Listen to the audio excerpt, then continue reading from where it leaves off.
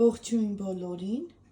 այսօր պատրաստել եմ շատ համեղ խմորեղեններ նոր տարվա համար, ճիշտն ասած երեխաներիս պատվերով եմ այս անգամ պատրաստել եմ շատ համեղ միկադո, տեսեք շերտերը ինչքան լավ է ստացվել, տղամարդու իդեալ, ընկույզով, երեխաների սիրած խմորեղենը միշկա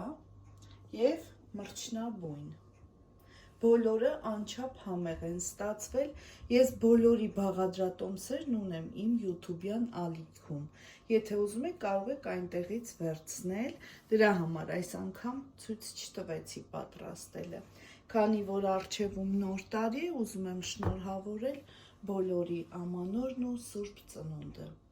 բարի ախորժակ ցտեսություն։